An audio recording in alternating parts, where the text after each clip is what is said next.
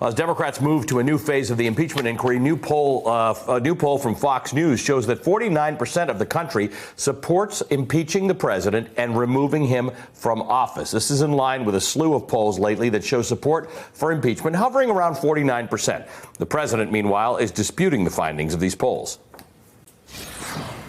Mr. President, according to several recent polls, more Americans want you to be impeached and removed from office than the number of Americans who don't. You're reading the wrong polls. Wall Street Journal, NBC, let me just tell you, ABC, Washington Post. I have the real polls. I have the real polls.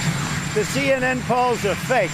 The Fox polls have always been lousy. I tell them they ought to get themselves a new pollster. Joining us now, Washington Post political reporter Eugene Scott. All right, Eugene, about half the country wants to impeach the president and remove him from office. But is that the way impeachment would actually work when it makes its way to the Senate? Let's talk technically.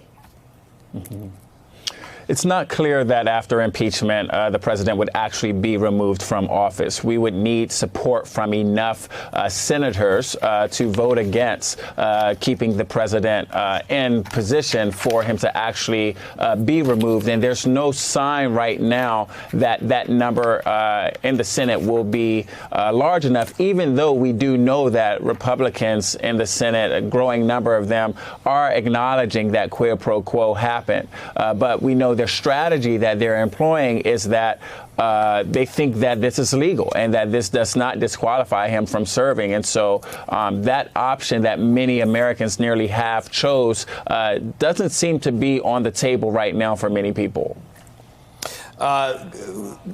Scott, let me just ask you about a quote in the Washington Post. A growing number of Senate Republicans are ready to acknowledge that President Trump used military aid as leverage to force Ukraine to investigate former Vice President Joe Biden and his family, as the president repeatedly denies a quid pro quo. So the strategy here, Eugene, is not to admit that it's a problem, admit that it happened. Indeed. And one of the things that's really fascinating about this is that the Republicans in the Senate's strategy appears to be very different from Republicans in the House. Republicans in the House are saying that quid pro quo did not happen. You have lawmakers like Steve Scalise say that they looked at the transcript and they just did not see quid pro quo. But now we have more Republicans in the Senate saying there was quid pro quo. It was just OK and it's permissible. Yeah. And so that's going to be very confusing for Americans looking to Trump and the Republican Party for some consistency and leadership on this issue to find out what actually happened. Hey, MSNBC fans, thanks for checking out our YouTube channel. Subscribe by clicking on that button down there and click on any of the videos here to watch the latest interviews and highlights. You can get more MSNBC for free every day with our newsletters. Just visit msnbc.com/newsletters to sign up now.